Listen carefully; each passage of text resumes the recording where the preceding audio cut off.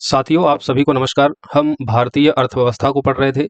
भारतीय अर्थव्यवस्था की क्लास 1 में हमने भारतीय अर्थव्यवस्था का स्वरूप और नेशनल इनकम के बारे में चर्चा की थी। तो इसको डिटेल में हमने पढ़ लिया था कि भारतीय अर्थव्यवस्था का स्वरूप कैसा है, और फिर एक राष्ट्रीय आय का जो टॉपिक है, जहाँ से प्रश्न आपके एग्जाम में लगातार पूछे जाते हैं, उनको कल हमने अपनी पहली क्लास में डिस्कस कर लिया था।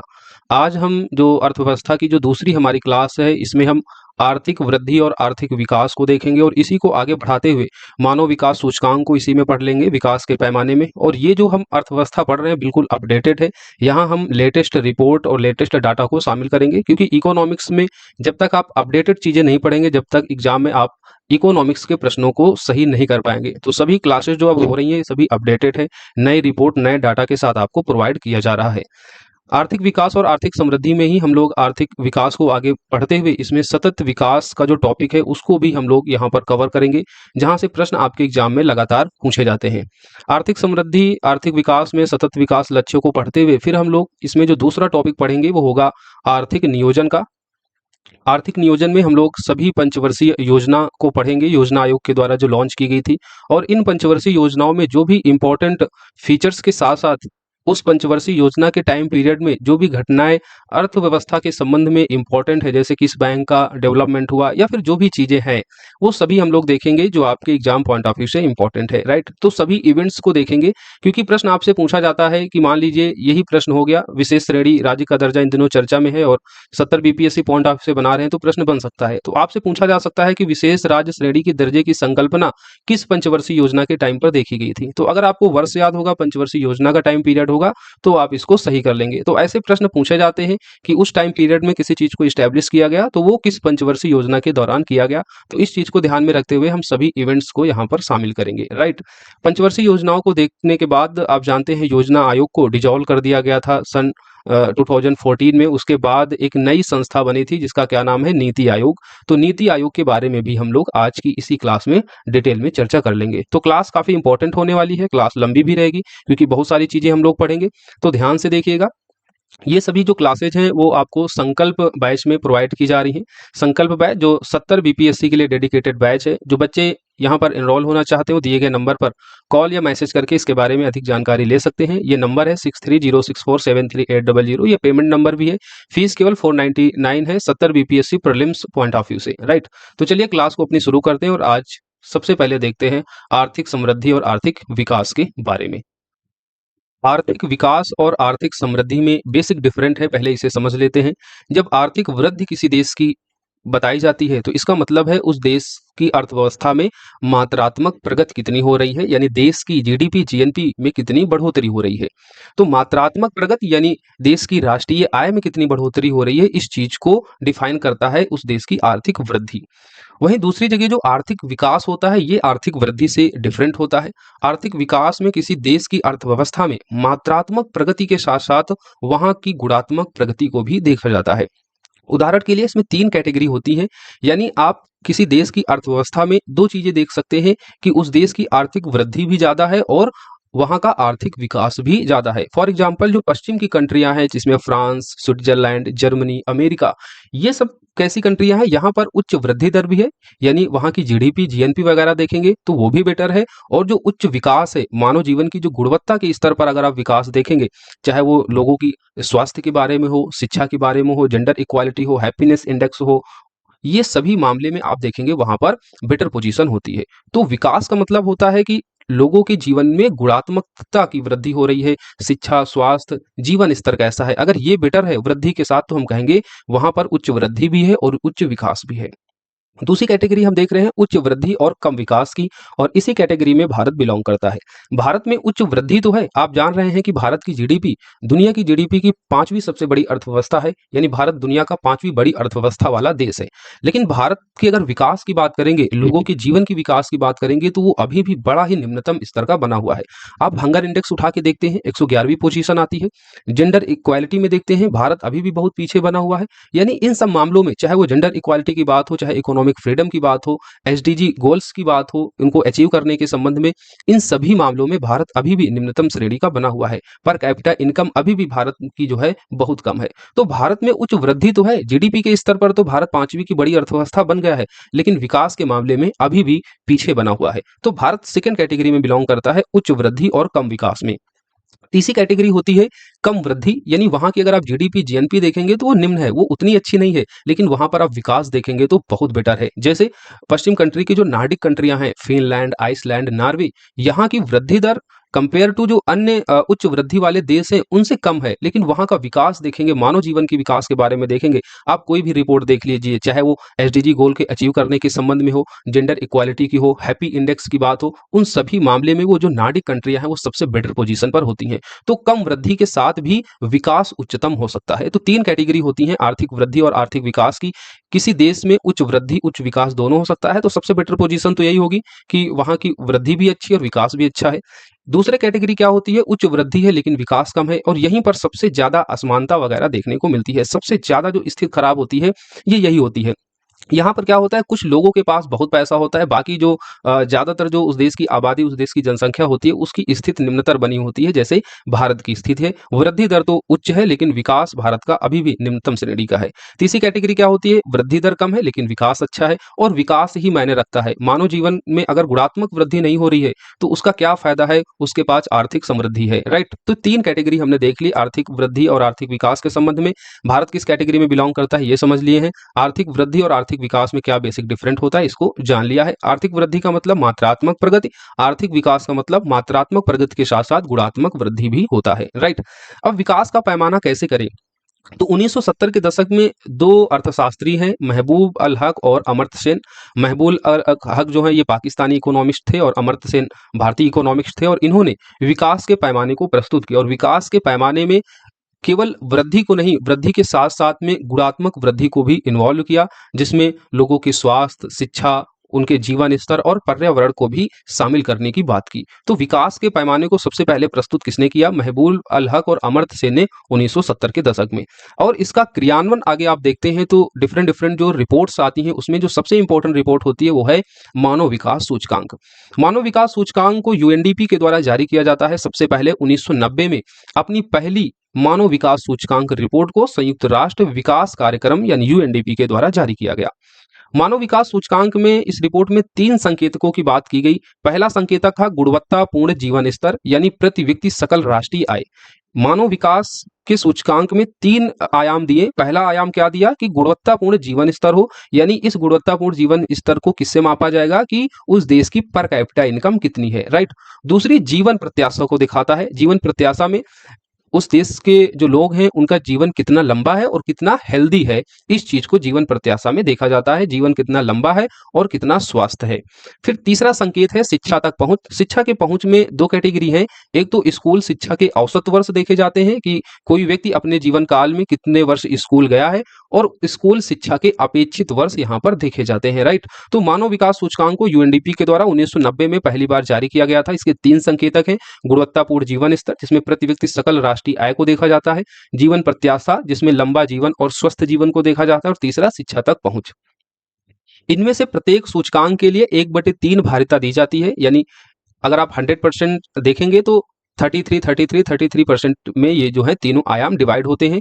तो 1/3 भारिता दी जाती है। किसी देश का स्कोर 1 के जितने निकट होता है वहां का मानव विकास का स्तर उतना ही बेहतर होता है, राइट। 1 के जितने निकट होगा तो विकास स्तर वहां का उतना ही अधिक अच्छा होता है, और 0 के जितना निकट होगा वहां का जो जीवन स्तर है वो उतना ही खराब होता है, राइट। मानव विकास सूचकांक 2023-24 को हमने यहाँ शामिल कर दिया है।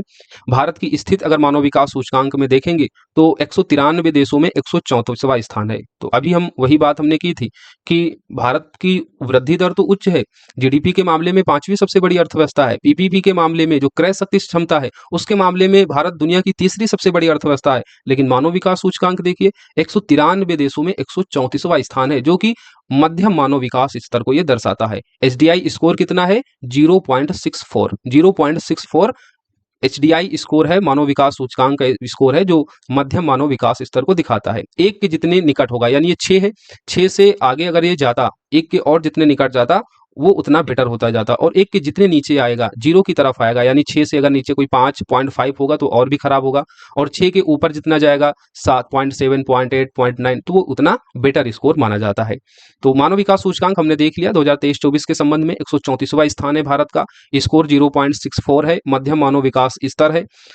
मानव विकास सूचकांक जो हाल ही में जारी की गई थी, इसका शीर्षक क्या था? तो breaking the gridlock, reimagining cooperation in a polarised world. तो ये थीम याद रखना, आपसे पूछा जा सकता है। शीर्ष स्थान किसको मिला है? स्विट्जरलैंड, नॉर्वे और आइसलैंड, ये टॉप 3 कंट्री हैं मानव विकास सूचकांक में। सबसे ऊपर जो स्थान मिला है वो स्विट्जरलैंड का आया है। राइट, इतनी बातें आप लोगों ने समझ ली है, मानव विकास सूचकांक के बारे में देख लिया है, लेटेस्ट रिपोर्ट देख ली है। एग्जाम में प्रश्न आएगा तो अब आपका यहां से गलत नहीं होगा, चाहे रिपोर्ट के बारे में पूछे या फिर इसके बेसिक कॉन्सेप्ट को पूछे। अब हम लोग देखते हैं सतत आर्थिक विकास। सतत आर्थिक विकास में क्या किया जाता है? आर्थिक विकास के साथ साथ पर्यावरण को सुरक्षित करने की बात की जाती है। सतत आर्थिक विकास का मतलब क्या होता है? वर्तमान और भविष्य की पीढ़ियों के लिए प्राकृतिक संसाधन को सुरक्षित रखना। वर्तमान और भविष्य की पीढ़ियों के लिए, इसका मतलब क्या है? जो नेचुरल रिसोर्सेज हैं उनका इस तरीके से इस्तेमाल करना कि आने वाली पीढ़ियों के लिए भी वो चीज क्या रहे, वो सुरक्षित रहे, वो बची रहे। तो विकास के साथ साथ यहाँ पर पर्यावरण को संरक्षित करने की बात की जाती है, नेचुरल रिसोर्सेज को संरक्षित करने की बात की जाती है, ताकि आने वाली पीढ़ियों के लिए भी वो सुरक्षित बची रहे।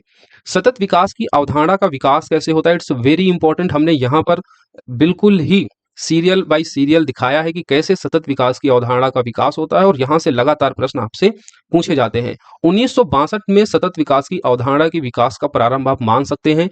पुस्तक थी साइलेंट स्प्रिंग, किसके द्वारा लिखी गई थी? रचेल कार्सन के द्वारा। ये पुस्तक पूछी जाती है, रचेल कार्सन की पुस्तक साइलेंट स्प्रिंग है। इट्स वेरी इंपॉर्टेंट और कई बार ये पीसीएस एग्जाम में आ चुकी है। यह पुस्तक पर्यावरण, अर्थव्यवस्था तथा सामाजिक पक्षों के मध्य परस्पर संबंधों का अध्ययन करती है। तो सबसे पहले आर्थिक विकास के साथ पर्यावरण का क्या रिलेशनशिप है, ये चीज आपको कहां देखने को मिलती है? पुस्तक साइलेंट स्प्रिंग में, जो रचेल कार्सन की लिखी गई थी 1962 में। उसके बाद पॉल इरलिच की पुस्तक द पॉपुलेशन बम, जो 1968 में आती है। यह पुस्तक मानव जनसंख्या, संसाधन दोहन तथा पर्यावरण के बीच संबंधों पर प्रकाश डालती है। तो इस पुस्तक के बारे में भी आपके एग्जाम में पूछा जा चुका है। द पॉपुलेशन बम किसकी लिखी हुई है? पॉल इरलिच की। और इस पुस्तक में क्या बताया गया है कि मानव जनसंख्या, संसाधन दोहन और पर्यावरण के बीच क्या रिलेशन है।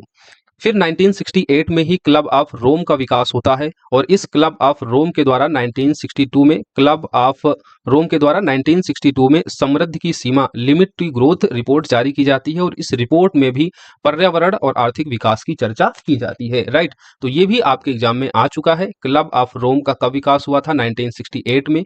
और क्लब ऑफ रोम के द्वारा 1972 में वृद्धि की सीमा, लिमिट टू ग्रोथ, ये आपसे पूछा जा चुका है। लिमिट टू ग्रोथ किसके द्वारा जारी की गई थी? तो क्लब ऑफ रोम के द्वारा 1972 में। और ये किससे संबंधित है? तो आर्थिक विकास और पर्यावरण के बीच संबंधों से। 1987 में पर्यावरण और विकास पर विश्व आयोग के द्वारा हमारा साझा भविष्य रिपोर्ट, जिसे ब्रटलैंड रिपोर्ट भी कहा जाता है, इस ब्रिटलैंड रिपोर्ट या हमारा साझा भविष्य रिपोर्ट में सतत विकास को परिभाषित किया गया था। मतलब स्पष्ट रूप से सतत विकास को कहां पर सबसे पहली बार डिफाइन किया गया।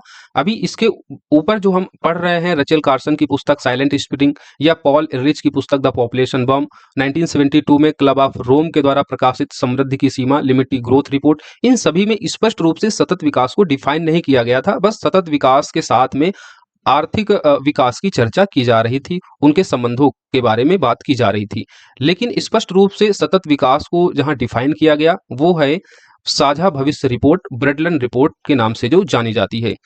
इस रिपोर्ट में स्पष्ट रूप से सतत विकास को परिभाषित किया गया, और सतत विकास, जिसको हम लोग संपोषणी विकास, सस्टेनेबल डेवलपमेंट कहते हैं, इसको ऐसा विकास कहा गया जो भविष्य की पीढ़ियों की आवश्यकताओं की पूर्ति से बिना समझौता किए वर्तमान की आवश्यकताओं को पूरा करता हो, वही सतत विकास कहलाता है।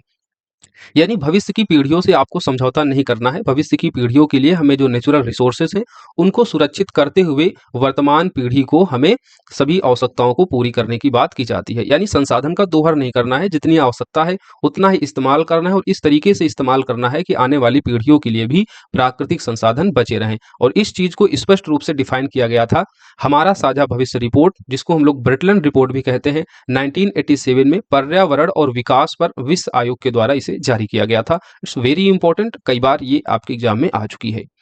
1972 में फिर स्टॉकहोम में मानव पर्यावरण पर संयुक्त राष्ट्र सम्मेलन होता है और ये वही स्टॉक सम्मेलन है जहां पर 5 जून को पर्यावरण दिवस मनाए जाने की घोषणा की जाती है। तो 1972 में स्टॉकहोम में मानव पर्यावरण पर संयुक्त राष्ट्र सम्मेलन होता है। फिर आगे बढ़ते हैं, 1992 आता है। रियो डी जेनेरियो ये ब्राजील का एक शहर है। इस शहर में पृथ्वी शिखर सम्मेलन होता है और इसका आधिकारिक नाम क्या होता है? पर्यावरण एवं विकास पर संयुक्त राष्ट्र सम्मेलन। तो अगर आपसे कभी पूछ ले कि पर्यावरण एवं विकास पर संयुक्त राष्ट्र सम्मेलन कब हुआ था, तो 1992 में। इस सम्मेलन को किस और नाम से जानते हैं? तो ये पृथ्वी शिखर सम्मेलन है जो रियो डी जेनेरियो जो ब्राजील का शहर है वहां पर हुआ था। इस सम्मेलन में 21वीं सदी में सतत विकास की प्राप्ति के लिए 300 पृष्ठों की कार्य योजना को अपनाया गया था जिसे एजेंडा 21 कहा गया। ये आपके एग्जाम में कई बार पूछा जा चुका है कि एजेंडा 21 कब पारित किया गया? तो 1990 के रियो डी जेनेरियो सम्मेलन में, जिसको हम लोग पृथ्वी शिखर सम्मेलन या इसका ऑफिशियल नाम क्या है? पर्यावरण एवं विकास पर संयुक्त राष्ट्र सम्मेलन। इस चीज को आप याद रखना, प्रश्न यहां से कई बार पूछा जा चुका है। तो पर्यावरण एवं विकास पर संयुक्त राष्ट्र सम्मेलन, जिसे हम पृथ्वी शिखर सम्मेलन कहते हैं, रियो डी जेनेरियो में सम्मेलन हुआ था 1992 में। और इस सम्मेलन के दौरान 21वीं सदी में सतत विकास की प्राप्ति के लिए 300 पृष्ठों की कार्य योजना प्रस्तुत की गई थी जिसे हम एजेंडा 21 कहते हैं। तो एजेंडा 21 किससे संबंधित है? तो ये सतत विकास की लक्ष्य से संबंधित है। ये कब प्रस्तुत किया गया था? तो रियो डी जेनेरियो के पृथ्वी शिखर सम्मेलन, या जिसका ऑफिशियल नाम पर्यावरण एवं विकास पर संयुक्त राष्ट्र सम्मेलन है, कब? 1992 में। मैं बार बार इसलिए रिपीट कर रहा हूं क्योंकि वो इंपॉर्टेंट है, आपके एग्जाम में पूछा जाता है। फिर 10 साल बाद इस रियो डी जेनेरियो की समीक्षा के लिए 10 साल बाद जोहान्स में एक सम्मेलन इवेंट किया जाता है, जहां पर जोहान्स घोषणा पत्र को प्रस्तुत किया जाता है रियो 10 में। रियो 10 क्यों कहा गया? क्योंकि रियो डी जेनेरियो में जो 1992 में सम्मेलन होता है, इसी के 10 साल बाद 2002 में समीक्षा करने के लिए जोहान्सबर्ग में एक सम्मेलन किया जाता है और वहीं पर जोहान्सबर्ग घोषणा पत्र जारी किया जाता है, सतत विकास पर विश्व सम्मेलन। इस सम्मेलन का जो नाम है, जो इवेंट्स हुआ था रियो 10 2002 में जोहान्सबर्ग में, तो इस सम्मेलन का जो ऑफिशियल नेम था वो क्या था? सतत विकास पर विश्व सम्मेलन। उसके बाद रियो 20 आता है, यानी जो रियो डी जेनेरियो में 1992 में सम्मेलन हुआ था उसके 20 साल बाद जो सम्मेलन होता है 2012 में, जिसका ऑफिशियल नाम क्या होता है? सतत विकास पर संयुक्त राष्ट्र सम्मेलन। ये बड़ा कंफ्यूज करते हैं और आपके एग्जाम में बार बार पूछा जाता है। सतत विकास पर संयुक्त राष्ट्र सम्मेलन जब कहा जाए, इसका मतलब वो रियो 20 की बात हो रही है। जब सतत विकास पर विश्व सम्मेलन की बात की जाए तो रियो 10 की बात हो रही है जो जोहान्सबर्ग में हुआ था। और जब आपसे कहा जाए पर्यावरण एवं विकास पर संयुक्त राष्ट्र सम्मेलन, तो समझ लीजिए 1992 के रियो सम्मेलन की बात की जा रही है। तो रियो 20 को किस सम्मेलन के नाम से जानते हैं? सतत विकास पर संयुक्त राष्ट्र सम्मेलन। और इस सम्मेलन के संपूर्ण दस्तावेज का प्रकाशन द फ्यूचर वी वांट के नाम से हुआ था। तो ये चीज आपको याद रखना है। रियो सम्मेलन में जो प्रस्तुत किया गया था सतत विकास की लक्ष्य के लिए, उसको एजेंडा 21 नाम दिया गया था। और रियो 20 में जो सतत विकास पर संयुक्त राष्ट्र सम्मेलन हुआ था, इस सम्मेलन के दौरान जो दस्तावेज प्रस्तुत किया गया था उसका नाम क्या था? The future we want. It's very important, आपके एग्जाम में लगातार पूछा जाता है, इसलिए इन सबको याद रखिए। बाकी जो बच्चे संकल्प बैच से जुड़े हुए हैं उनको पीडीएफ प्रोवाइड हो जाता है, तो इसको अच्छे से रिवाइज कीजिएगा। जो बच्चे संकल्प बैच से नहीं जुड़े हैं और वो सेल्फ स्टडी के माध्यम से प्रिपरेशन कर रहे हैं, तो बस उनके लिए यही सुझाव है कि आप इन सबको जो है नोट डाउन करते जाइए ताकि एग्जाम टाइम पर आप उनको अच्छे से रिवाइज कर सके। बाकी जो बच्चे जुड़ना चाहते हैं वो जुड़ सकते हैं हमारे दिए गए नंबर पर कॉल या मैसेज करके 6306473800 6306473800 ये हमारा नंबर है। संकल्प बैच 70 बीपीएससी के लिए जो डेडिकेटेड है, राइट। देखते हैं अब हम लोग सतत विकास लक्ष्य, जिन्हें हम एसडीजी गोल कहते हैं। 2015 में न्यूयॉर्क में 17वां संयुक्त राष्ट्र शिखर सम्मेलन होता है और इस दौरान 17 एसडीजी को अपनाया जाता है। तो अगर आपसे पूछ लिया जाए कि 17 एसडीजी गोल्स को कब अपनाया गया, तो ये न्यूयॉर्क के 17वें संयुक्त राष्ट्र शिखर सम्मेलन 2015 को। और ये लागू कब हुए? तो 1 जनवरी 2016 को लागू हुए। और इन एसडीजी गोल्स को, जो 17 सतत विकास लक्ष्य हैं, इनको प्राप्त करने की अंतिम तिथि क्या रखी गई है? 2030। तो 15 वर्षों में इन 17 सतत विकास लक्ष्यों को प्राप्त करने का यहाँ पर टारगेट किया गया है। कब इनको अपनाया गया और कब इसे लागू किया गया, दोनों डेट आपके लिए इंपॉर्टेंट है। अब हम लोग 17 सतत विकास लक्ष्य देख लेते हैं और ये भी आपके एग्जाम में पूछे जाते हैं। आपको नंबर वाइज याद करना है क्योंकि मिलान करने के लिए आता है। एक तरफ गोल लिख देंगे और दूसरी तरफ नंबर लिख देंगे। अब मिलान कीजिए कि ये जो गोल है वो किस नंबर का है, तो आपको ये क्रम से नंबर याद रखना होगा। Sustainable developments goals, transforming our world, the 2030 agenda for sustainable development. तो 2030 तक जो है सस्टेनेबल गोल्स को अचीव करके हम अपनी दुनिया को बदलने की बात कर रहे हैं, जहां पर आर्थिक विकास के साथ साथ पर्यावरण का विकास भी होगा, भविष्य की पीढ़ियों के लिए भी नेचुरल रिसोर्सेज संरक्षित होंगे। तो उसमें सबसे पहला जो एसडीजी गोल्स है वो क्या है, शून्य गरीबी, जीरो पॉवर्टी। दूसरा जो गोल्स है उसमें जीरो हंगर की बात की जाती है, शून्य भुखमरी की। तीसरा गोल्स है बेहतर स्वास्थ्य और खुशहाली। चौथा है गुणवत्तापूर्ण शिक्षा। पांचवा है लैंगिक समानता, जेंडर इक्वालिटी। छठा है स्वच्छ जल और स्वच्छता। सातवां है सस्ती और स्वच्छ ऊर्जा। आठवां गोल्स है उत्कृष्ट कार्य और आर्थिक विकास। नवा एसडीजी गोल्स है उद्योग, नवाचार और बुनियादी सुविधाएं। 10वां है असमानताओं में कमी, यानी इन इक्वालिटी को रिड्यूस करने की बात की जाती है। 11वां है टिकाऊ शहर और समुदाय, सस्टेनेबल सिटी की यहाँ बात की जा रही है। 12वां है जिम्मेदार उपभोग एवं उत्पादन। 12वां है जलवायु कार्रवाई, क्लाइमेट एक्शन। 5वां है बिलो टू वाटर, यानी पानी के नीचे जीवन जो है उनको सुरक्षित करना, जो जलीय जीव हैं उनको संरक्षित करने की बात की जाती है। 15वां एसडीजी गोल है जमीन पर जीवन, यानी land on life on land, यानी थल पर रहने वाले जो जीव हैं, जो जमीन पर रहते हैं, उनको सुरक्षित करना, उनको संरक्षित करने की बात 15 एसडीजी गोल में की जाती है।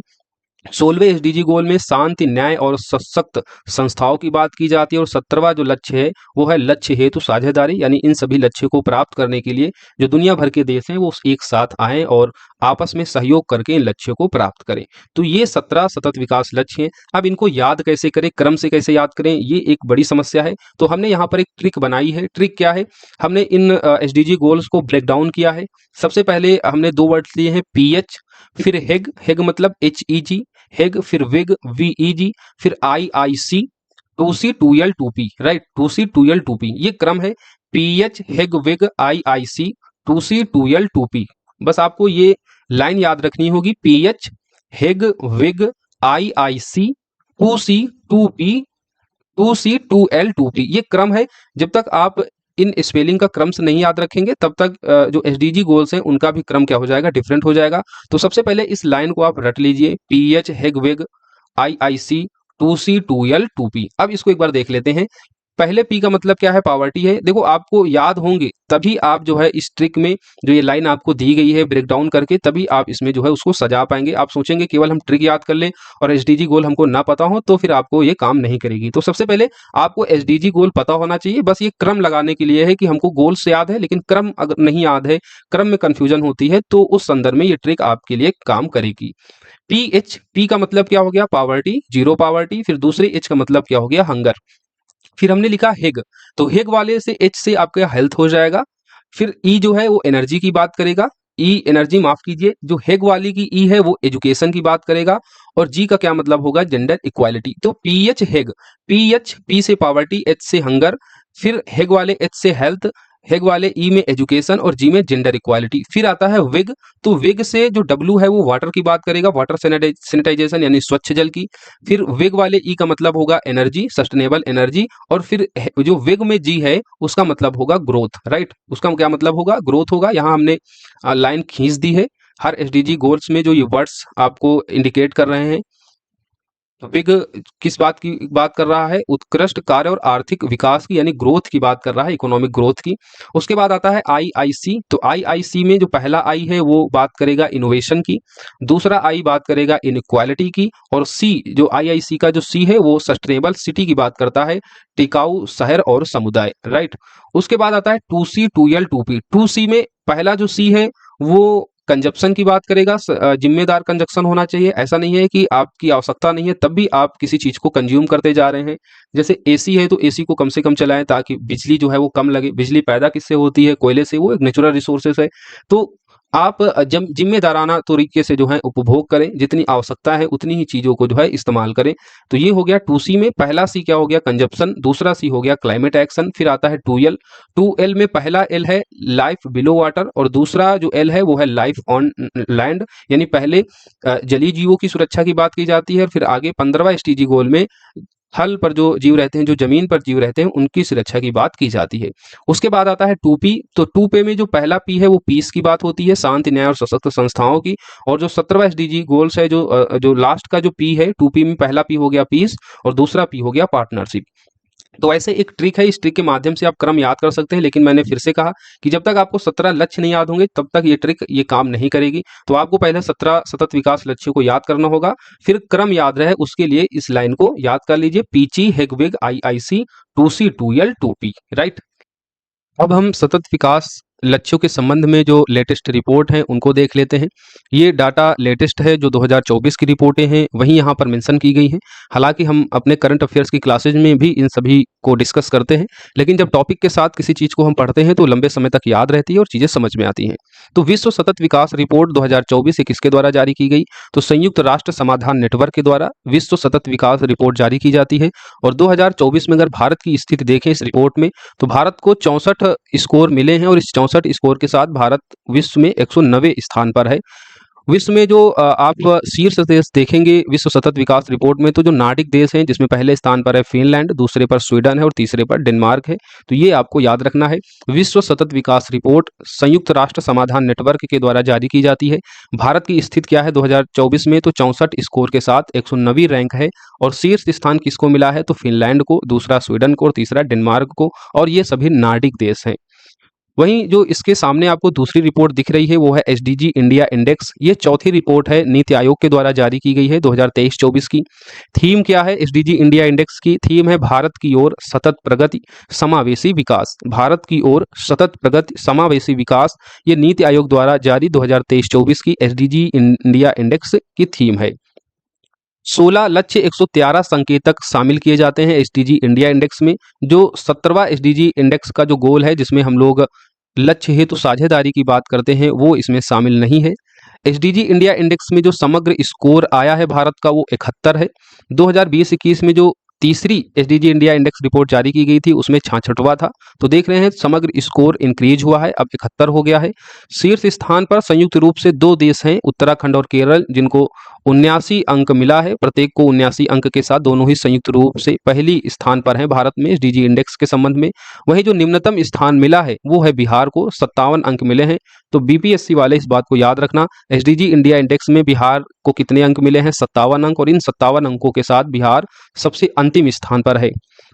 बाकी अन्य जो बातें हैं उनको हमने अपने मंथली करंट अफेयर्स की जो क्लासेज है उन पर हमने डिटेल में डिस्कस किया था। तो आई होप आप सभी लोगों को बाकी चीज़ें पता होंगी। जैसे अगर हम यूनियन टेरेटरी की बात करते हैं तो चंडीगढ़ वहाँ पर शीर्ष स्थान पर आता है, और निम्नतम यूनियन टेरेटरी की बात करते हैं तो 65 अंकों के साथ लद्दाख निम्नतम स्तर पर है। तो ये सारी चीज़ें हमने वहाँ पर डिटेल में डिस्कस की थी। यहाँ पर आपको इतना एक इंडिकेशन दे दिया गया है कि एसडीजी इंडिया इंडेक्स किसके द्वारा जारी की जाती है, और वर्तमान रिपोर्ट के अनुसार किसको शीर्ष स्थान मिला है।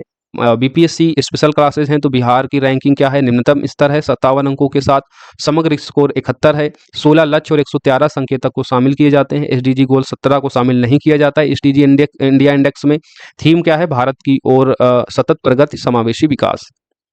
ये तो सतत विकास की भी हमने बात कर ली है। अब कुछ इंपॉर्टेंट फैक्ट हैं, और ये फैक्ट ऐसे हैं जो आपके एग्जाम में बार बार पूछे जाते हैं, तो इन पर आप लोग खासा ध्यान दीजिए।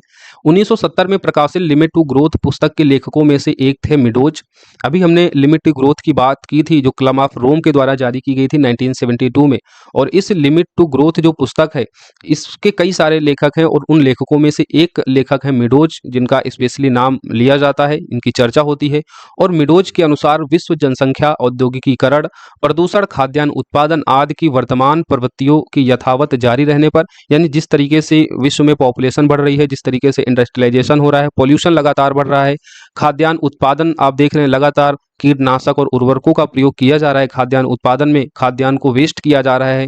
तो इन सब के कारण, और ये प्रवृत्तियां अगर लगातार जो जैसे बनी हुई हैं अगर बनी रहती हैं तो अगले 100 वर्षों में, पहले मिडोज ने इन सब प्रवृत्तियों के यथावत रहने पर अगले 100 वर्षों की बात की थी, लेकिन 2004 में इस 100 वर्ष को घटाकर कितनी कर दी है? इसकी सीमा 30 वर्ष कर दी है। इस बात को भी याद रखना। अगर ये अपवर्तित बनी रहती हैं इन वर्षों में भी तो हमारे ग्रह पर समृद्धि की परिसीमाएं आ जाएंगी। ये चीज़ आप याद रखना, यानी जो समृद्धि की सीमा है वो यहाँ पर आके रुक जाएगी, समृद्धि की परिसीमा आ जाएगी। तो ये काफ़ी इंपॉर्टेंट स्टेटमेंट है, और ये आपके एग्जाम में पूछा जा चुका है, 2 बार प्रश्न यहाँ से आ चुका है।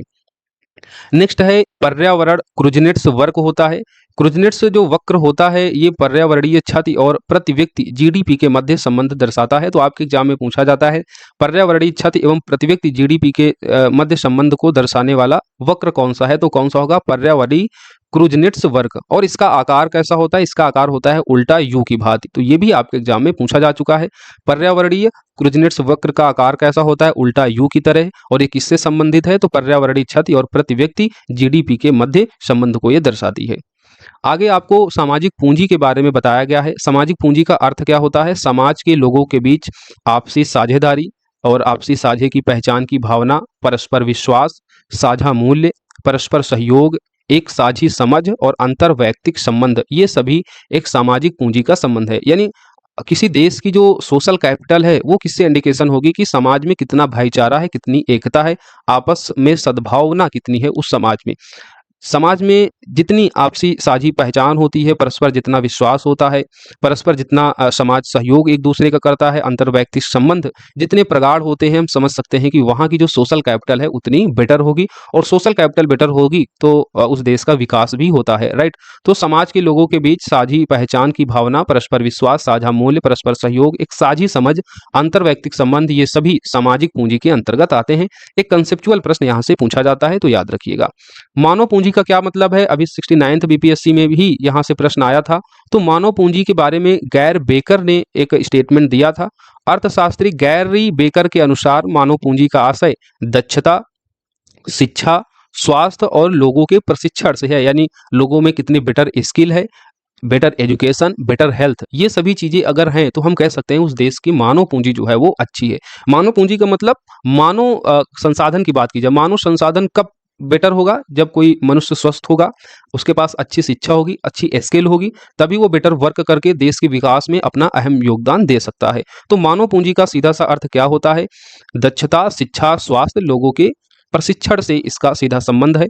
अतः अच्छी शिक्षा और स्वास्थ्य में निवेश, कौशल प्रशिक्षण जो प्रबंधन किया जाता है भारत सरकार के द्वारा, जो भी कौशल योजनाएं लाई जाती हैं वो किसको बेटर करने के लिए है? मानव पूंजी को बेटर करने के लिए है, मानव पूंजी को बढ़ाने के लिए है। सभी कौशल प्रशिक्षण और जो भारत सरकार के द्वारा शिक्षा और स्वास्थ्य में जो इन्वेस्ट किया जाता है, उसके साथ ही प्रबंधन और सूचना। तो लोगों के पास अगर अच्छी सूचना होगी, सही समय पर सूचनाएं अच्छे से उपलब्ध होंगी, तो भी ये मानव पूंजी में क्या करेंगी? बढ़ोतरी करेंगी।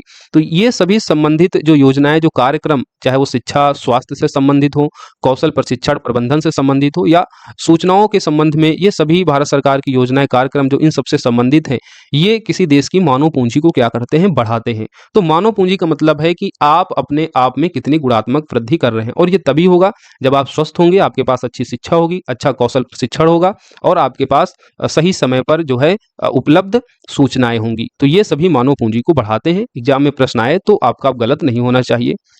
वर्ष 2011-12 में आर्थिक सर्वेक्षण में पहली बार सस्टेनेबल डेवलपमेंट यानी धारणीय विकास और जलवायु परिवर्तन यानी क्लाइमेट चेंज के नवीन अध्याय को जोड़ा गया था। प्रश्न आपसे ये पूछा जाता है कि भारत के किस आर्थिक सर्वेक्षण में पहली बार धारणीय विकास, सस्टेनेबल डेवलपमेंट और जलवायु परिवर्तन यानी क्लाइमेट चेंज का नवीन अध्याय जोड़ा गया था? वर्ष कौन सा होगा? 2011-12 का आर्थिक सर्वेक्षण। आर्थिक समृद्धि की माप के लिए वास्तविक प्रति व्यक्ति आय में सुस्थिर वृद्धि यानी सस्टेनेबल जो ग्रोथ होगी वही सबसे उपयुक्त मानी जाएगी। यानी जो हमारी ग्रोथ है पर कैपिटा इनकम के संबंध में यहाँ बात की जा रही है, ये कैसी होनी चाहिए? सस्टेनेबल ग्रोथ होनी चाहिए। ये किसी साबुन के बुलबुले की तरह ना हो कि पहले तो खूब तेजी से बढ़ी और फिर एकदम से अचानक से वो नीचे आ गई। ये सस्टेनेबल होनी चाहिए। ये तभी होगा जब आप नेचुरल रिसोर्सेज को अपने संरक्षित करेंगे, क्योंकि नेचुरल रिसोर्सेज जो प्राकृतिक संसाधन है वो लिमिटेड है। अगर आप इनका बहुत तेजी से दोहन करेंगे तो एक सीमा के बाद जो आपकी ग्रोथ है वो रुक जाएगी, तो वो बेटर नहीं मानी जाएगी। बेटर ग्रोथ कौन सी होगी? सस्टेनेबल हो, राइट। तो इस चीज को आपको याद रखना है। आर्थिक समृद्धि की माप के लिए वास्तविक प्रति व्यक्ति आय में सुस्थिर वृद्धि को ही सबसे उपयुक्त माना जाएगा। अब हम देखते हैं पूंजी उत्पाद अनुपात क्या होता है। ये कई बार आपके एग्जाम में आ चुका है। तो पूंजी उत्पाद अनुपात का सीधा सा मतलब है कि आप कोई प्रोडक्ट बना रहे हैं, उसमें कितनी पूंजी लग रही है। तो उत्पादन की एक इकाई प्राप्त करने में लगी पूंजी की मात्रा ही पूंजी उत्पाद अनुपात कहलाता है। मान लीजिए कोई आप प्रोडक्ट बना रहे हैं 100 रुपए का, और इस 100 रुपए के प्रोडक्ट बनाने में जितनी कम पूंजी लगेगी वो उतना बेटर होगा। इसलिए माना जाता है कि निम्न पूंजी उत्पाद अनुपात के जो देश हैं वहां पर आपको उच्च आर्थिक वृद्धि देखने को मिलेगी। अब कोई प्रोडक्ट कम पैसे में कैसे बन पाएगा? जब आपके पास बेटर स्किल होगी, तकनीकों का ज्ञान होगा, और आपके देश में जो प्रोडक्ट बनाया जा रहा है उसमें मशीनें भी इन्वॉल्व होंगी। क्योंकि जब मशीनें वगैरह इन्वॉल्व होंगी, बेटर तकनीकी होगी, तो एक तो प्रोडक्ट अच्छा गुणवत्तापूर्ण बनेगा, दूसरा जो लेबर कॉस्ट होती है वो क्या हो जाती है, कम हो जाती है। तो निम्न पूंजी उत्पाद अनुपात में भी हम बेटर प्रोडक्ट बना पाते हैं, और जहां पर निम्न पूंजी उत्पाद अनुपात होगा उस देश में आप देखेंगे उच्च आर्थिक वृद्धि दर होगी। और जिस देशों में आप देखेंगे उच्च पूंजी उत्पाद अनुपात है, यानी किसी प्रोडक्ट को बनाने में ज्यादा पूंजी लग रही है, तो वो कैसा देश होगा, निम्न आर्थिक वृद्धि दर वाले देश होंगे। तो अल्प विकसित और विकासशील देशों में किस तरीके का पूंजी उत्पाद अनुपात है, तो उच्च पूंजी उत्पाद अनुपात है। तो अगर भारत के बारे में पूछ लिया जाए, भारत एक विकासशील देश है, तो भारत का पूंजी उत्पाद अनुपात कैसा है, तो भारत में उच्च पूंजी उत्पाद अनुपात है। इस चीज को याद रखना, उच्च पूंजी उत्पाद अनुपात है, क्योंकि भारत में अभी भी बेटर तकनीकी नहीं है, बेटर लोगों के पास स्किल नहीं है, इसलिए कोई प्रोडक्ट बनता है तो उसमें जो कैपिटल लगती है वो अधिक लग जाती है।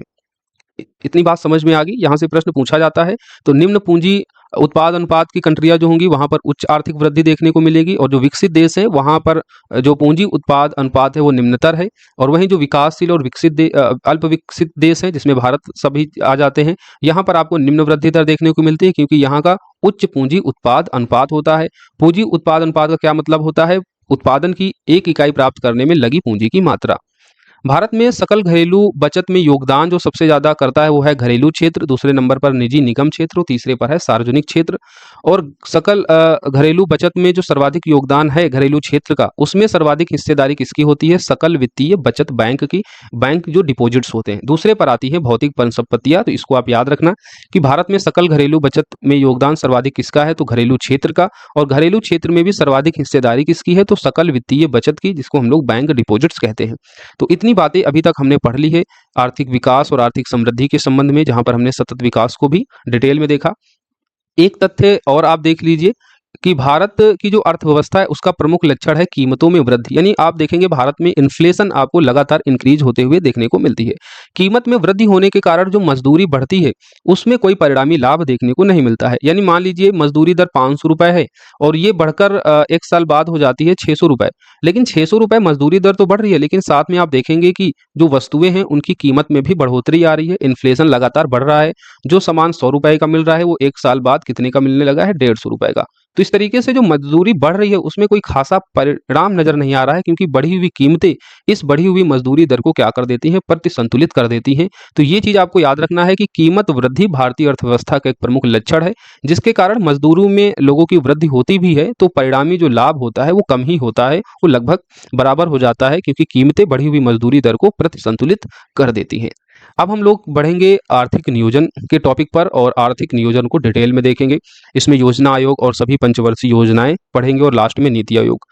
मुझे पता है आप लोग थक गए होंगे पढ़ते पढ़ते, तो इसलिए क्या कीजिए, यूट्यूब पर क्लासेज हैं, ये आपके लिए एडिशनल पॉइंट है कि अब आप क्या कीजिए, वीडियो को पॉज कीजिए, जाइए पानी वानी पीजिए, और थोड़ी देर बाद फिर से वीडियो को स्टार्ट करके पढ़ना शुरू कीजिए। राइट। आर्थिक नियोजन की जो शुरुआत हुई थी वो शुरुआत हुई थी the plan of economy for India, M Visvesvaraya की पुस्तक 1934 में आई थी। और इस पुस्तक में नियोजन की आवश्यकता की बात की गई थी कि भारत में एक प्लान्ड इकोनॉमी होनी चाहिए, और उस प्लान्ड इकोनॉमी के तहत ही हमको आगे बढ़ना चाहिए, ताकि एक सिस्टमैटिक तरीके से भारत की जो अर्थव्यवस्था है उसका ग्रोथ हो। राइट। तो नियोजन की आवश्यकता के संदर्भ में जो पहली पुस्तक भारत में आई थी उसका नाम क्या है, the plan of economy for India, यानी भारत के लिए एक नियोजित अर्थव्यवस्था। किसके द्वारा लिखी गई थी, एम विश्वेश्वरैया के द्वारा 1934 में। ये प्रश्न आपसे पूछा जाता है। पुस्तक कब पब्लिश हुई थी ये वर्ष भी पूछा जाता है, तो याद रखिए 1934 में। पुस्तक का नाम क्या है, भारत के लिए नियोजित अर्थव्यवस्था, the plan of economy for India. किसकी लिखी है, एम विश्वेश्वरैया की। उसके बाद हम देखते हैं नियोजित अर्थव्यवस्था की जो आवश्यकता है, उसमें पहला संदर्भ तो हमने the plan of economy for India पुस्तक का लिया, एम विश्वेश्वरैया का। उसके बाद आप देखते हैं 1938 में हरिपुरा अधिवेशन होता है। हरिपुरा अधिवेशन में भी राष्ट्रीय नियोजन समिति का गठन किया जाता है पंडित जवाहरलाल नेहरू की अध्यक्षता में।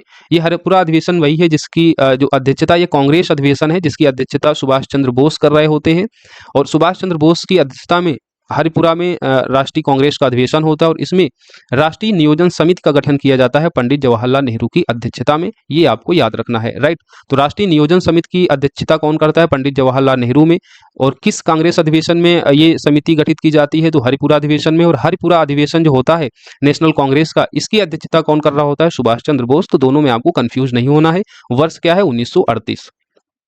1944 में मुंबई के 8 उद्योगपतियों, जिसमें से आरदेशिर दलाल जो होते हैं वो काफ़ी इंपॉर्टेंट भूमिका निभा रहे होते हैं। तो इन 8 उद्योगपतियों में आरदेशिर दलाल की देख-रेख में एक बॉम्बे प्लान बनाया जाता है 1944 में। उसके बाद 1943, ये वर्ष पहले आना चाहिए था। 1943 में श्रीमन नारायण द्वारा गांधीवादी योजना को लाया जाता है। फिर 1945 में एम.एन. राय के द्वारा जन योजना को लाया जाता है और फिर 1950 में जयप्रकाश नारायण के द्वारा सर्वोदय योजना आती है। तो सर्वोदय योजना जयप्रकाश नारायण की 1950 में, जन योजना 1945 में एम.एन. राय की। 1943 में आता है श्रीमन नारायण द्वारा गांधीवादी योजना। 8 उद्योगपतियों की बॉम्बे प्लान 1944 की, हरिपुरा अधिवेशन 1938, जिसमें राष्ट्रीय नियोजन समिति का गठन किया जाता है पंडित जवाहरलाल नेहरू की अध्यक्षता में। 1934 की पुस्तक एम विश्वेश्वरैया की the plan of economy for India, इन सभी में भारत के लिए एक नियोजित अर्थव्यवस्था की बात की जाती है। भारत में एक नियोजित अर्थव्यवस्था के लिए योजना आयोग का गठन किया गया था केसी नियोगी समिति 1946 की सिफारिश पर। कब किया गया था? तो 15 मार्च 1950 को। ये डेट आपको याद रखनी है, योजना आयोग का गठन कब किया गया था, आपसे पूछा जाता है। तो 15 मार्च 1950 को योजना आयोग का गठन किया गया था। किस समिति की सिफारिश पर? तो केसी नियोगी समिति जो 1946 में गठित हुई थी, इसकी सिफारिश पर।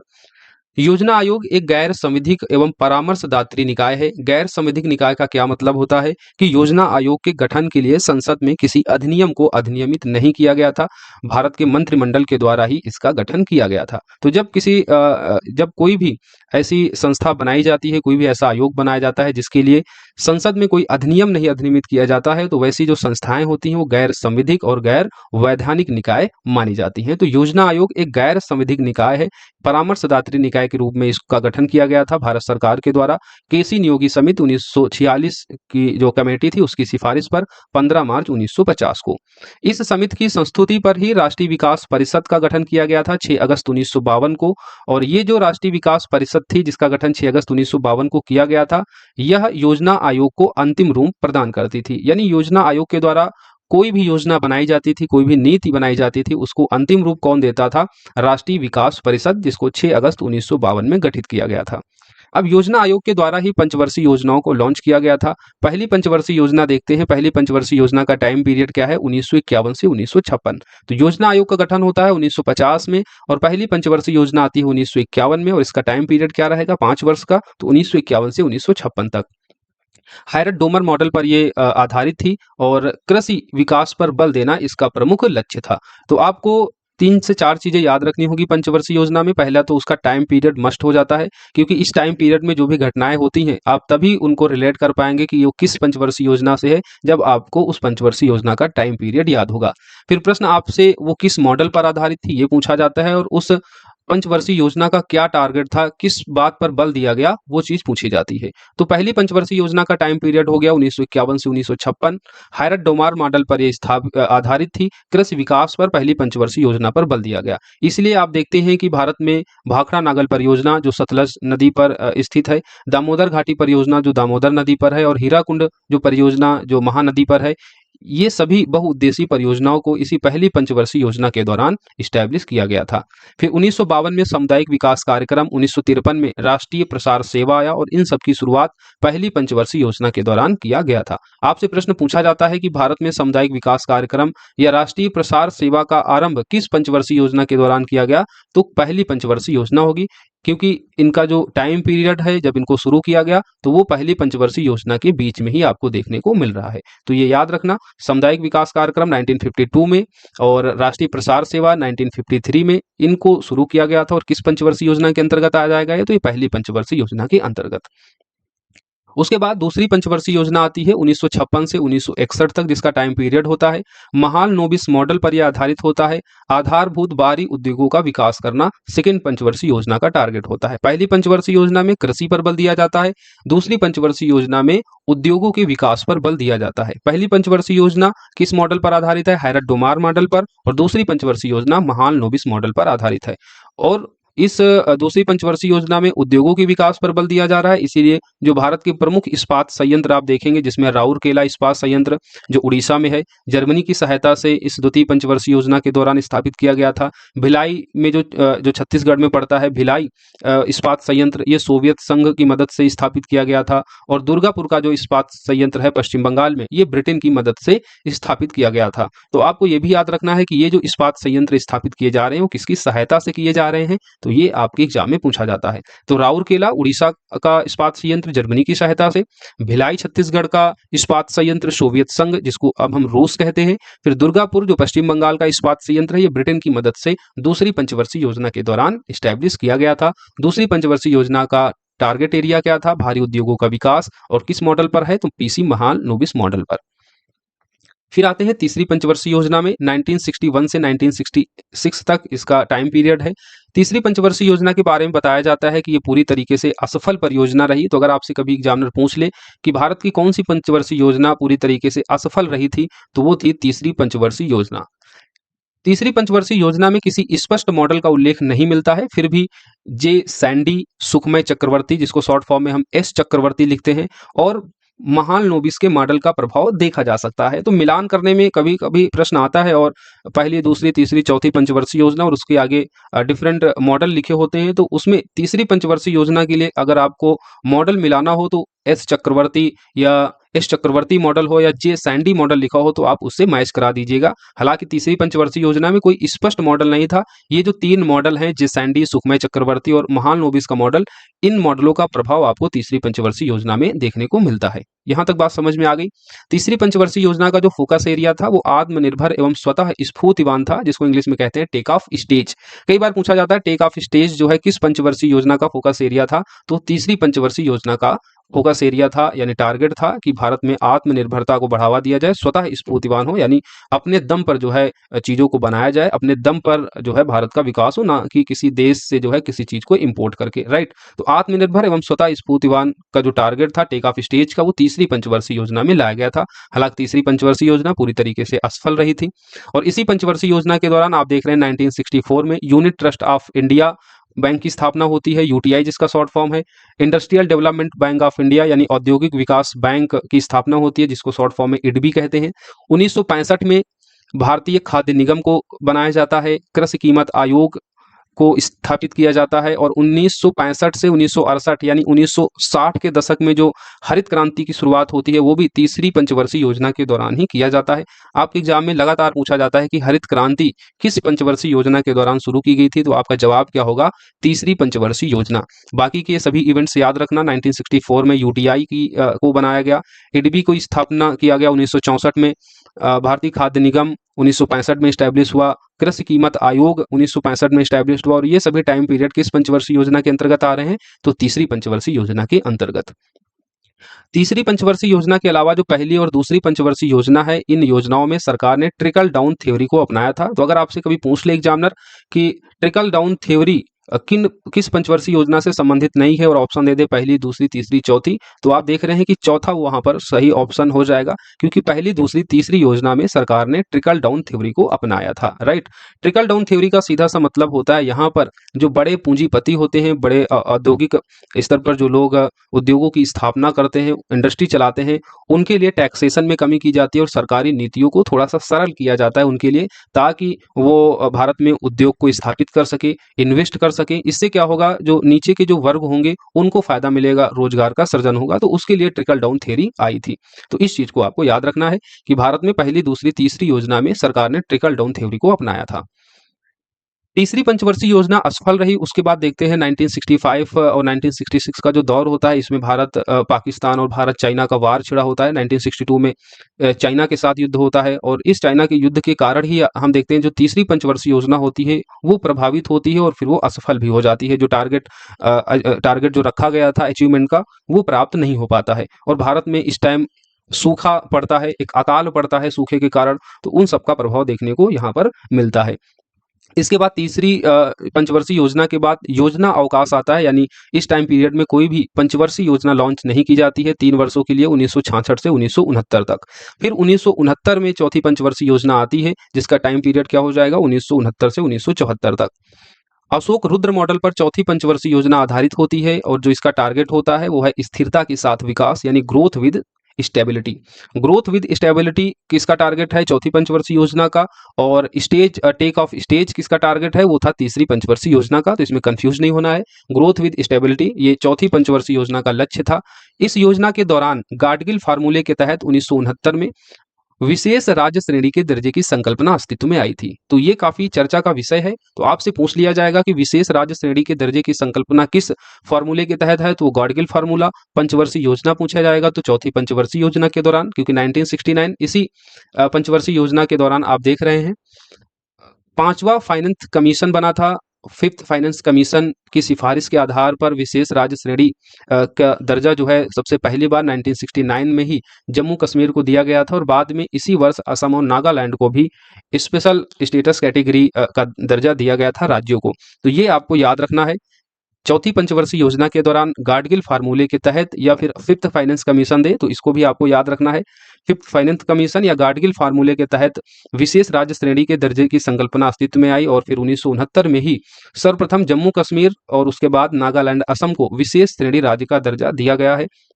अभी तक आप लोग कमेंट बॉक्स में बताइए कि कितने राज्यों को विशेष श्रेणी राज्य का दर्जा दिया जा चुका है, और वो आखिरी कौन सा राज्य था जिसे विशेष श्रेणी राज्य का दर्जा दिया गया।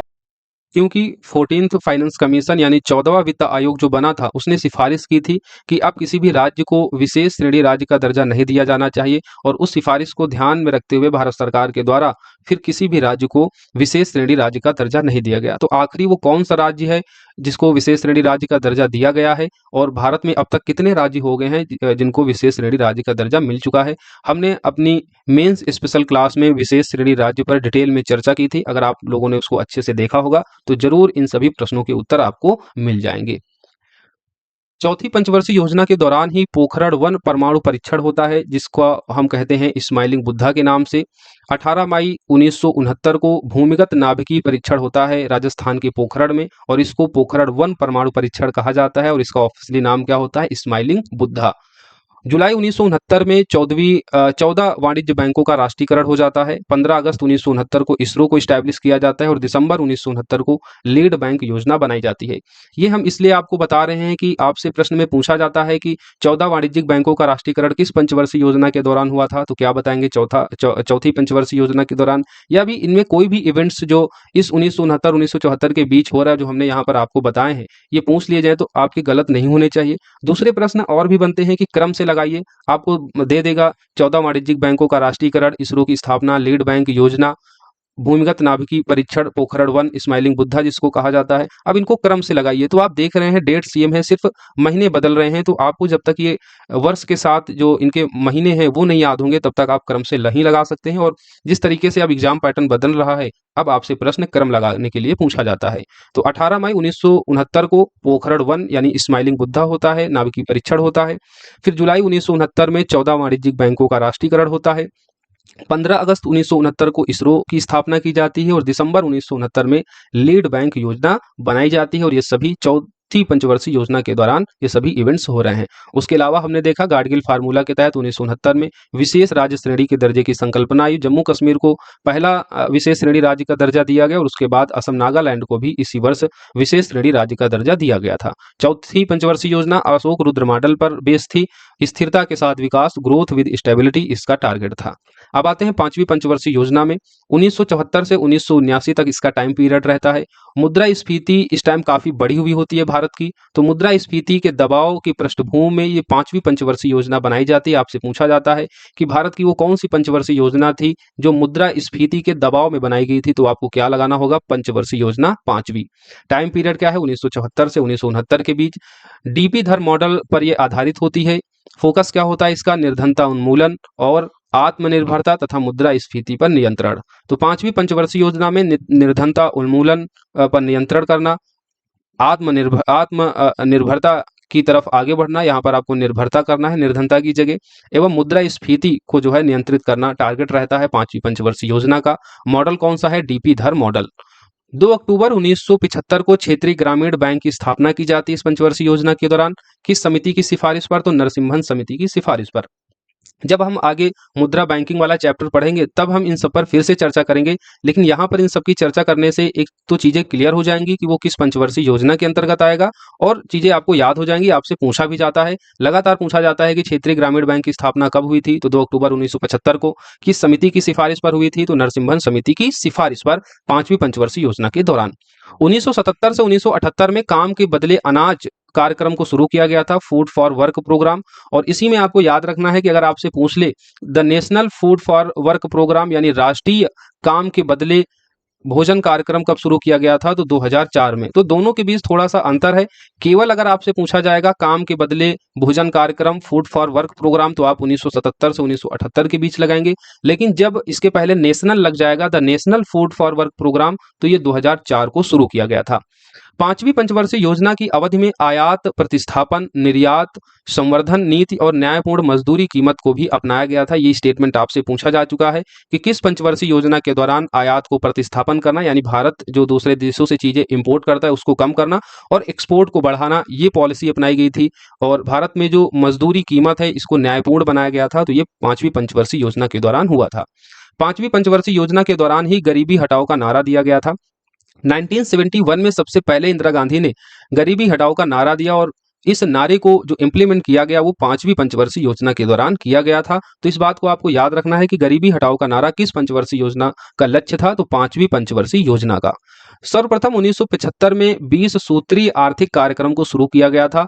तो 5वीं पंचवर्षीय योजना के दौरान सन 1975 में 20 सूत्रीय आर्थिक कार्यक्रम को सबसे पहले भारत में शुरू किया गया था। ये स्टेटमेंट आपके एग्जाम में आ चुका है, तो इन सभी को याद रखना। यहाँ ऐसी कोई भी बात नहीं बताई जा रही है जो आपके एग्जाम रिलेवेंट ना हो, तो सभी चीजों को ध्यान से देखना है, इसका रिवीजन करना है, प्रश्न यहाँ से पूछा जाता है। अब आते हैं अनवरत योजना, जिसको हम कहते हैं रोलिंग प्लान। होता क्या है कि कांग्रेस सरकार हम देख रहे हैं कि 1978 में हार जाती है। पहली बार भारत में गैर कांग्रेसी सरकार आती है, मोरारजी जी देसाई प्रधानमंत्री बनते हैं।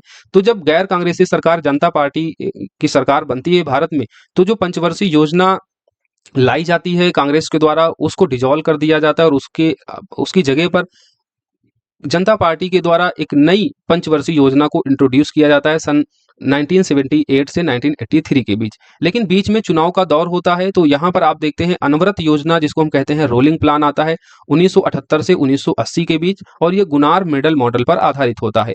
5वीं पंचवर्षीय योजना के बाद अनवरत योजना 1978 से 1980 तक आती है। जनता पार्टी की सरकार बनने के बाद 5वीं पंचवर्षीय योजना को समाप्त कर दिया जाता है, और 1978 से 83 के लिए एक नई योजना शुरू की जाती है। लेकिन आप देखते हैं कि 1980 में जनता पार्टी की सरकार फिर चली जाती है। उसके बाद 1980 में फिर से केवल 2 वर्ष ही जनता पार्टी की सरकार रहती है। 2 साल बाद फिर से चुनाव होता है और कांग्रेस की सरकार बनती है। और जब कांग्रेस की सरकार बनती है तो जनता पार्टी के द्वारा लाई गई इस पंचवर्षीय योजना को खत्म कर दिया जाता है, और फिर से 1980 से 85 के बीच छठी पंचवर्षीय योजना को लॉन्च किया जाता है। तो 1978 से 1980 के बीच जो योजना होती है उसको कहते हैं रोलिंग प्लान या अनवरत योजना। किस मॉडल पर आधारित थी? गुनार मेडल मॉडल पर। 1980 से 1985 के बीच छठी पंचवर्षीय योजना आती है। तो इस तरीके से आप कह सकते हो छठी पंचवर्षीय योजना 2 बार लागू होती है। एक बार जनता पार्टी के द्वारा 1978 से 1983 के बीच 2 ही साल चल पाती है, क्योंकि जनता पार्टी की सरकार 2 साल रहती है और फिर वो खत्म हो जाती है। फिर से कांग्रेस सरकार आती है 1980 से 1985 के बीच, फिर से दोबारा छठी पंचवर्षीय योजना को इंट्रोड्यूस करती है। तो बीच के जो 2 वर्ष होते हैं पंचवर्षीय योजना के, उसको क्या कहते हैं? अनवरत योजना कहते हैं, रोलिंग प्लान कहते हैं, जो गुनार मेडल मॉडल पर आधारित था। अब हम लोग छठी पंचवर्षीय योजना देखते हैं। अच्छा, इसमें एक चीज और याद रखना है कि यहाँ पर आपको एक योजना अवकाश मिलेगा अप्रैल 1979 से 31 मार्च 1980 तक। अप्रैल 1979 से मार्च 1980 तक आपको एक योजना अवकाश मिलता है, क्योंकि इन दिनों चुनाव का दौर होता है। तो ये योजना अवकाश भी अगर आपसे पूछा जाए, 2 योजना अवकाश हमने देख लिए अभी तक। एक तो तीसरी पंचवर्षीय योजना के बाद 1966 से 1969 के बीच, फिर हमने देखा 5वीं पंचवर्षीय योजना के बीच जो 1979 और 1980 के बीच भी आपको एक योजना अवकाश मिलता है। बाकी अनवरत योजना याद रखिए 1978 से 1980 के बीच रहती है। छठी पंचवर्षीय योजना 2 बार लागू हो रही है, एक जनता पार्टी के द्वारा 1978 से 83 के बीच में, और दूसरी 1980 से 1985 के बीच, जो कांग्रेस पार्टी के द्वारा शुरू की जाती है। अब छठी पंचवर्षीय योजना को डिटेल में देख लेते हैं। 1980 से 1985 इसका टाइम पीरियड है। फोकस इसका रहता है गरीबी निवारण और रोजगार सृजन पर। छठी पंचवर्षीय योजना के दौरान समन्वित ग्रामीण विकास कार्यक्रम लाया जाता है और जिसके द्वारा ग्रामीण बेरोजगारी को कम करने के लिए संपूर्ण देश में कई सारी योजनाएं लाई जाती हैं, जिसमें सबसे इंपॉर्टेंट योजनाएं जो हैं, जिसमें ट्राइसम देखते हैं, training for rural youth for self employment 1979 में। फिर आता है IRDP integrated rural development programme 1980 में। उसके बाद द्वारका आता है, जिसको हम कहते हैं development women and children rural area ड्वाक्रा 1982 से 1983 के बीच। और फिर आता है RLEGP the rural labour implement guarantee programme वित्त वर्ष 1983-1984 में। तो ये आपको 4 योजनाएं याद करनी है जो छठी पंचवर्षीय योजना के दौरान स्थापित की जाती हैं समन्वित ग्रामीण विकास कार्यक्रम के लिए, जिसमें ट्राइसेम है, IRDP है, ड्वाक्रा है और RLEGP है। इनके वर्ष आपको याद रखना है, एग्जाम में यहाँ से प्रश्न पूछा जाता है। छठी पंचवर्षीय योजना के दौरान ही अप्रैल 1980 में 6 बैंकों का राष्ट्रीयकरण किया जाता है। अभी हमने इससे पहले आपको बताया था 1969 में, 1969 में 14 बैंकों का राष्ट्रीयकरण सबसे पहली बार किया जाता है। उसके बाद दोबारा 1980 में 6 बैंकों का राष्ट्रीयकरण किया जा रहा है। 1982 में 12 जुलाई 1982 को नाबार्ड को स्टैब्लिश किया जाता है शिवरमन समिति की सिफारिश पर। और इससे पहले हमने आपको बताया था क्षेत्रीय ग्रामीण बैंक को स्थापित किया जाता है 1975 में किस समिति की सिफारिश पर, तो नरसिम्हन समिति की सिफारिश पर। तो दोनों बातें आपको याद रखनी है। 1975 में 5वीं पंचवर्षीय योजना के दौरान क्षेत्रीय ग्रामीण बैंक को स्टैब्लिश किया जाता है नरसिम्हन समिति की सिफारिश पर। उसके बाद छठी पंचवर्षीय योजना के दौरान आप देख रहे हैं नाबार्ड को स्थापित किया जाता है शिवरमन समिति की सिफारिश पर।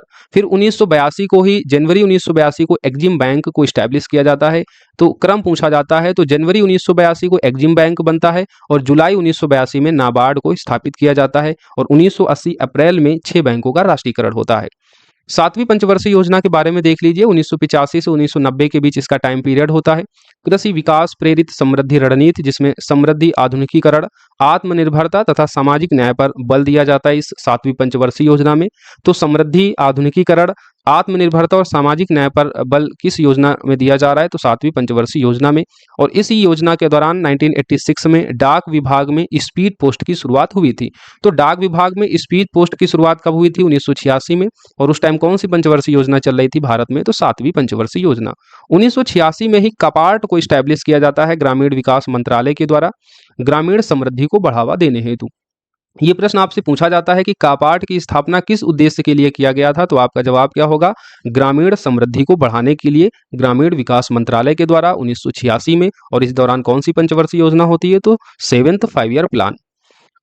इसी पंचवर्षीय योजना के दौरान 12 अप्रैल 1988 को सेबी को स्थापित किया जाता है, जिसका फुल फॉर्म होता है securities exchange board of India, right. तो securities and exchange board of India की स्थापना की जाती है 12 अप्रैल 1988 में, जिसका शॉर्ट फॉर्म है सेबी। जो भारत में जो शेयर मार्केट होता है उसको रेगुलेट करने का काम यही सेबी जो है वही इसको नियंत्रित करती है, वही रेगुलेट करती है जो शेयर मार्केट होती है। तो 12 अप्रैल 1988 को सेबी को स्टैब्लिश किया जाता है। भोजन, काम और उत्पादकता 7वीं पंचवर्षीय योजना का प्रमुख नारा होता है। जैसे गरीबी हटाओ का नारा 5वीं पंचवर्षीय योजना में देखा था, उसी तरीके से भोजन, काम और उत्पादकता का जो नारा है ये 7वीं पंचवर्षीय योजना में दिया गया था। तो 7वीं पंचवर्षीय योजना में ये सभी बातें आपको याद रखनी है। नेक्स्ट है 8वीं पंचवर्षीय योजना 1992 से 1997 के बीच। ये जॉन डब्ल्यू मुलर मॉडल पर आधारित होती है। ये याद रखना कि जॉन डब्ल्यू मुलर मॉडल पर कौन सी पंचवर्षीय योजना आधारित है, तो 8वीं पंचवर्षीय योजना। टाइम पीरियड 1992 से 97 के बीच। फोकस एरिया रहता है इस योजना का मानव संसाधन के विकास पर। योजना आयोग द्वारा भारत को 15 कृषि जलवायु प्रदेशों में विभाजित किया गया था इसी योजना के दौरान। तो ये आपसे प्रश्न पूछा जाता है। तो इसमें 2 बातें याद रखने लायक हैं। एक तो भारत को कितने कृषि जलवायु प्रदेशों में बांटा गया है, तो 15 कृषि जलवायु प्रदेशों में। और ये किस पंचवर्षीय योजना के दौरान बांटा गया था योजना आयोग के द्वारा, तो 8वीं पंचवर्षीय योजना के दौरान। एक प्रश्न ये भी बन सकता है कि भारत को 15 कृषि जलवायु प्रदेशों में किस आयोग के द्वारा जो है डिवाइड किया गया था, विभाजित किया गया है, तो योजना आयोग के द्वारा 8वीं पंचवर्षीय योजना के दौरान प्रश्न पूछा जाता है, इसलिए यहाँ पर इन सभी चीजों को शामिल किया जा रहा है। कुछ भी ऐसा नहीं है जो आपके एग्जाम रिलेवेंट ना हो, मैं बार बार इस बात को दोहरा रहा हूँ। तो ये सभी चीजें इंपॉर्टेंट है, इनको अच्छे से याद कीजिएगा। रिवीजन करेंगे, टेस्ट लगाएंगे, प्रश्न को सॉल्व करेंगे तो सारी चीजें याद हो जाएंगी। इस पूरे टॉपिक को पढ़ने के बाद आप घटना चक्र जो प्रीवियस ईयर क्वेश्चन पेपर की आती है, जिसमें सभी स्टेट पीसीएस और यूपीएससी के प्रश्न पत्र शामिल होते हैं, उसको आप लगा सकते हैं। आप देखेंगे आपको मैक्सिमम क्वेश्चन जो पढ़ाया जा रहा है यहीं से मिल जाएगा और आप सभी प्रश्नों को सही करने की स्थिति में होंगे। आठवीं पंचवर्षीय योजना के बाद फिर से एक बार वार्षिक योजना आती है 1990 से 1992 के बीच 2 वर्ष के लिए। इस तरीके से अभी तक हम देख चुके हैं कि वार्षिक योजना 1990-92 को मिलाकर इससे पहले 2 बार और एक तीसरी पंचवर्षीय योजना के बाद 1966 से 1969 के बीच, उसके बाद फिर हमने रोलिंग प्लान देखा था 1978 से 1980 के बीच, फिर ये वार्षिक योजना आ रही है 99 से 1992 के बीच। तो 3 बार हम देख रहे हैं पंचवर्षीय योजना यहाँ पर ब्रेकडाउन हो रही है, कंटिन्यूअस नहीं हो पाई है। तो ये भी आपको याद रखना है, ये भी प्रश्न आपसे पूछा जाता है। 1990 से 92 के बीच जो वार्षिक योजना रहती है, इसमें 2 काम महत्वपूर्ण होते हैं। एक तो सिडबी स्थापित होती है, small industries development bank of India. SIDBI के द्वारा ही भारत में जो सूक्ष्म, लघु और मध्यम उद्योग हैं उनके विकास के लिए यहाँ पर काम किया जाता है। सूक्ष्म, लघु, मध्यम जो उद्योग हैं इनका भारत में डेवलपमेंट हो, इसके लिए इस बैंक के द्वारा उनको ऋण दिया जाता है और उनको प्रोत्साहित किया जाता है। तो सूक्ष्म, लघु, मध्यम उद्योगों के विकास के लिए सिडबी को इस्टेब्लिश किया जाता है 2 अप्रैल 1990 को। ये डेट आपको याद रखनी है। सिडबी कब बना था? तो 1990 को। 1991 में ही भारत में नई आर्थिक नीति आती है जिसमें उदारीकरण, निजीकरण और वैश्वीकरण को अपनाया जाता है। और 1991 के बाद ही भारत की जो इकोनॉमी है वो ओपन इकोनॉमी हो जाती है। जो भारत की अर्थव्यवस्था का झुकाव है वो बंद अर्थव्यवस्था से खुली अर्थव्यवस्था की तरफ बढ़ने लगता है। 1991 ये वो स्थिति है जब भारत की अर्थव्यवस्था जो है वो पूरी तरीके से डैमेज हो जाती है। भारत के पास बहुत कम दिनों के लिए जो है सर्वाइव करने के लिए पैसा बचता है। तो उस दौरान भारत जो है आईएमएफ और अन्य जो संस्थाएं हैं उनके नियमों की शर्तों को मानकर 1991 में अपने यहाँ नई आर्थिक नीति को शुरुआत करता है और उसमें उदारीकरण, निजीकरण, वैश्वीकरण को अपनाया जाता है। यानी अभी तक क्या होता था कि भारत ना तो किसी देश को कोई वस्तु इंपोर्ट करता था, ना तो कहीं से एक्सपोर्ट होती थी। तो भारत की जो अर्थव्यवस्था थी वो एक बंद अर्थव्यवस्था थी।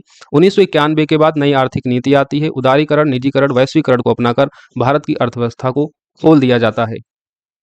अब हम देखते हैं नवी पंचवर्षीय योजना के बारे में। इसका टाइम पीरियड होता है 1997 से 2002 के बीच। फोकस जो एरिया होता है वो सामाजिक न्याय और समानता के साथ आर्थिक समृद्धि, इसके लिए जीवन स्तर, रोजगार सृजन, आत्मनिर्भरता, क्षेत्रीय संतुलन जैसे 4 क्षेत्रों पर विशेष जोर दिया जाता है। तो नई पंचवर्षीय योजना में जो 9th 5th प्लान है 1997 से 2002 के बीच, इसमें 4 क्षेत्रों पर विशेष बल दिया जाता है। एक तो रोजगार सृजन, दूसरा आत्मनिर्भरता, तीसरा क्षेत्रीय संतुलन और लोगों का जीवन स्तर कैसे बेटर हो, इस पर जोर दिया जाता है। इसमें आपको जो याद रखने लायक जो सबसे इंपॉर्टेंट फैक्ट है कि राजकोषीय समेकन नीति लागू करने का भी लक्ष्य इसी पंचवर्षीय योजना में बनाया गया था। और जो पोखरण 2 होता है परमाणु परीक्षण, जिसको हम लोग ऑफिशियली नाम देते हैं ऑपरेशन शक्ति, 11 मई 1998 को, वो इसी नवी पंचवर्षीय योजना के दौरान होता है। इससे पहले पोखरण 1 जो होता है स्माइलिंग बुद्धा के नाम से, वो 1974 में होता है। और 1998 में पोखरण 2 होता है जिसका ऑफिशियली नाम है ऑपरेशन शक्ति, ये 1998 को होता है नवी पंचवर्षीय योजना के दौरान। नवी पंचवर्षीय योजना के दौरान ही राजकोषीय समेकन नीति लागू करने का लक्ष्य निर्धारित किया जाता है। It's a very important fact, ये आपके एग्जाम में पूछा जाता है। 10वीं पंचवर्षीय योजना देखते हैं। 2002 से 2007 के बीच जो टारगेट रखा गया था वो रखा गया था 8% का, और लक्ष्य जो प्राप्त हुआ था वो 7.74। 10वीं पंचवर्षीय योजना के दौरान हॉर्टिकल्चर मिशन आया था 2005 से 6 के बीच। जो राष्ट्रीय बागवानी मिशन है उसका टाइम पीरियड क्या है? 2005 से 6 के बीच, और ये इसी 10वीं पंचवर्षीय योजना के दौरान शुरू किया गया था। ये टारगेट इसलिए बताया जा रहा है क्योंकि अभी तक की जो हम पंचवर्षीय योजना देख रहे हैं 1 से 9 तक की, तो उनमें से जो सबसे बेटर अचीवमेंट टारगेट है वो यही है 10वीं पंचवर्षीय योजना का। हालांकि समग्र रूप से जिसमें सबसे ज़्यादा आपको टारगेट अचीवेबल मिलेगा वो है 11वीं पंचवर्षीय योजना। तो अगर आपसे पूछ लिया जाए कि किस पंचवर्षीय योजना में सबसे अधिक लक्ष्य प्राप्त किया गया था, तो वो कौन सी है? 11वीं पंचवर्षीय योजना है। फोकस एरिया क्या था 11वीं का? तो तीव्रतर और अधिक समावेशी। 9% का लक्ष्य रखा गया था जिसमें से 7.9% को जो है अचीव कर लिया गया था। और इस तरीके से देखते हैं कि 11वीं पंचवर्षीय योजना में सर्वाधिक वृद्धि दर देखने को मिलती है। इस चीज को याद रखना, प्रश्न आपसे पूछा जाता है। फोकस एरिया क्या है 11वीं पंचवर्षीय योजना का, यह भी पूछा जाता है। तो तीव्रतर और अधिक समावेशी। नेक्स्ट आते हैं 12वीं पंचवर्षीय योजना में। 2012 से 2017 के बीच इस योजना को लाया जाता है। आपको बस इसका टारगेट एरिया याद रखना है। तीव्रतर, संपोषणी और अधिक समावेशी विकास की बात की जाती है, सस्टेनेबल डेवलपमेंट की बात की जाती है 12वीं पंचवर्षीय योजना में। तो तीव्रतर और अधिक समावेशी 11वीं पंचवर्षीय योजना का है, और तीव्रतर, संपोषणी और अधिक समावेशी विकास 12वीं पंचवर्षीय योजना का लक्ष्य है। इन दोनों में कंफ्यूज नहीं होना है, आपको याद रखना है, राइट। तो इस तरीके से हमने योजना आयोग के बारे में देख लिया, और योजना आयोग के द्वारा जो भी पंचवर्षीय योजना है 1 से 12 तक वो देख लिया है। क्योंकि 12वीं पंचवर्षीय योजना 2012 से 2017 तक शुरू की गई थी, लेकिन बीजेपी सरकार जब बनी तो उसने क्या किया, 2014 में इस योजना आयोग के द्वारा शुरू की जा रही पंचवर्षीय योजना को डिजॉल्व कर दिया और योजना आयोग को ही भंग कर दिया। तो योजना आयोग जब भंग होता है तो पंचवर्षीय योजनाएं भी खत्म हो जाती हैं और इसके स्थान पर आता है नीति आयोग। अब नीति आयोग के बारे में थोड़ा सा देख लेते हैं आपके एग्जाम पॉइंट ऑफ व्यू से। पहले तो नीति आयोग का फुल फॉर्म क्या होता है, national institution for transforming India, ये आपसे पूछा जाता है। नीति आयोग का फुल फॉर्म हिंदी में राष्ट्रीय भारत परिवर्तन संस्थान इसका नाम है। फुल फॉर्म क्या है नीति आयोग का, एन से नेशनल, फिर आई से इंस्टीट्यूशन, फॉर टी से ट्रांसफॉर्मिंग, फिर नेक्स्ट आई से India. National institution for transforming India, Hindi में कहेंगे राष्ट्रीय भारतीय परिवर्तन संस्थान। 1 जनवरी 2015 को इसको स्थापित किया जाता है। अगस्त 2014 में योजना आयोग को भंग कर दिया जाता है और एक नई संस्था नीति आयोग द्वारा जो है इस योजना आयोग को रिप्लेसमेंट किया जाता है। योजना आयोग की तरह नीति आयोग भी एक गैर संवैधानिक, गैर वैधानिक निकाय है, क्योंकि इसके लिए संसद में किसी अधिनियम द्वारा इसको अधिनियमित नहीं किया गया था, केंद्रीय मंत्रिमंडल द्वारा ही इसको सृजित किया गया। तो जिस तरीके से योजना आयोग को केंद्रीय मंत्रिमंडल के द्वारा स्टैब्लिश किया गया था, उसी तरीके से नीति आयोग को भी केंद्रीय मंत्रिमंडल के द्वारा सृजित किया गया था। अतः हम कह सकते हैं यह एक गैर संवैधानिक और गैर वैधानिक निकाय है, क्योंकि इसके लिए संसद में किसी अधिनियम को अधिनियमित नहीं किया गया था।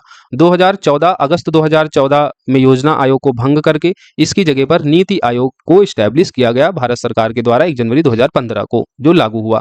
नीति आयोग की जो संरचना है इसके बारे में देख लीजिए। इसमें एक अध्यक्ष होता है जो पदेन प्रधानमंत्री होते हैं, यानी जो प्रधानमंत्री होते हैं वही इसके अध्यक्ष होते हैं। इसके उपाध्यक्ष के बारे में प्रश्न आता है तो प्रधानमंत्री के द्वारा उपाध्यक्ष को नियुक्त किया जाता है। इसके जो पहले उपाध्यक्ष थे उनका नाम था अरविंद पनगड़िया, जो 16वें वित्त आयोग के भी चेयरपर्सन बनाए गए हैं। अभी वर्तमान में 16वां फाइनेंस कमीशन का गठन किया गया है और उसके चेयरपर्सन नीति आयोग के जो पहले उपाध्यक्ष थे अरविंद पनगड़िया, इन्हीं को बनाया गया है। वर्तमान में जो नीति आयोग के उपाध्यक्ष हैं उनका नाम है सुबन बेरी, इस चीज को याद रखना। नीति आयोग की संरचना में अध्यक्ष देख लिए, उपाध्यक्ष देख लिए, शासी परिषद होती है। शासी परिषद में जो मुख्यमंत्री होते हैं विधानसभा वाले राज्यों के, और जो आपके केंद्र शासित प्रदेश जहां पर विधानसभाएं हैं, तो भारत के जो मुख्यमंत्री हैं वो सभी इसमें होते हैं। और वैसे केंद्र शासित प्रदेश जहां पर विधानसभा नहीं है तो उन केंद्र शासित प्रदेशों के उपराज्यपाल इसमें शामिल होते हैं।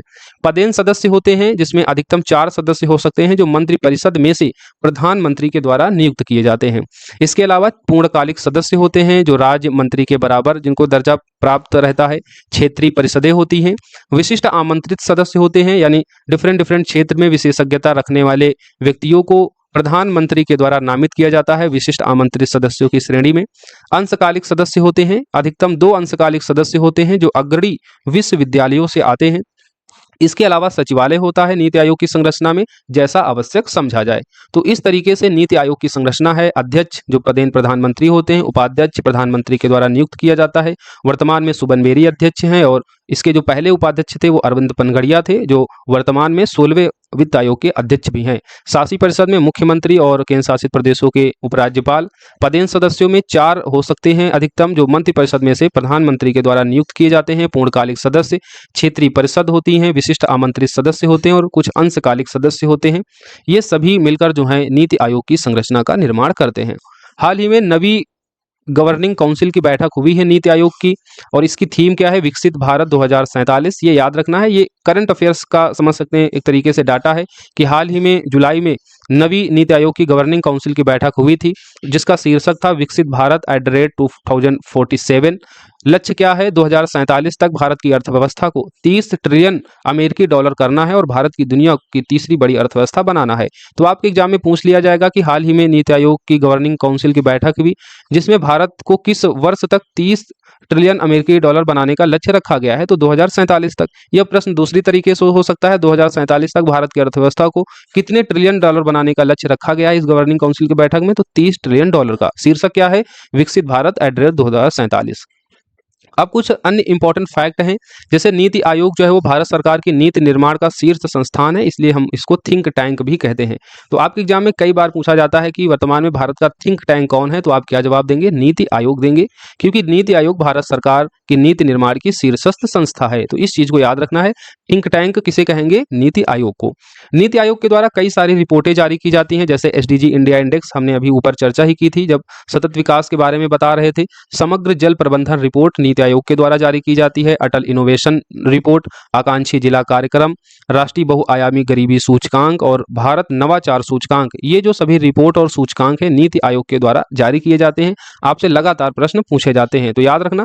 अब इन सभी रिपोर्टों के बारे में, इन सभी सूचकांकों के बारे में हम अपनी करंट अफेयर्स की क्लासेस में चर्चा करते हैं कि वर्तमान में इन सूचकांक के संबंध में किस राज्य की क्या स्थिति है, वो सारी चीजें हम करंट अफेयर्स की क्लास में देखते हैं। आपको बस यहाँ इतना याद रखना है कि नीति आयोग के द्वारा जो रिपोर्टें जारी की जाती हैं, कभी कभी प्रश्न आपसे डायरेक्ट पूछा जाता है कि अटल इनोवेशन मिशन किस आयोग के द्वारा जारी किया जाता है, तो आपका जवाब क्या होगा? नीति आयोग के द्वारा। तो ऐसे ही आपसे ये सभी रिपोर्टें पूछी जाती हैं, तो याद रखिएगा एसडीजी इंडिया इंडेक्स, समग्र जल प्रबंधन रिपोर्ट, ये काफी इंपॉर्टेंट हो जाती है। समग्र जल प्रबंधन रिपोर्ट, इससे ऐसा देखने से लगता है कि ये भारत का जो जल आयोग है उसके द्वारा जारी की जाती है, लेकिन नहीं, समग्र जल प्रबंधन की जब बात होगी तो वो नीति आयोग के द्वारा जारी किया जाता है।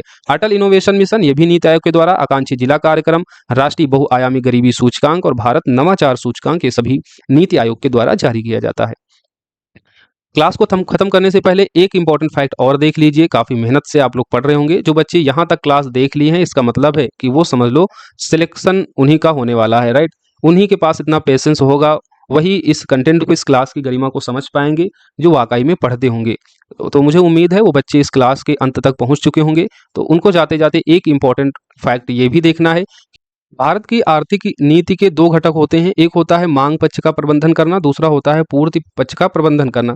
और बाजार की शक्ति भी इन्हीं दो कारकों पर डिपेंड करती है कि मार्केट में किस चीज़ की कितनी डिमांड है और उसकी कितनी सप्लाई है।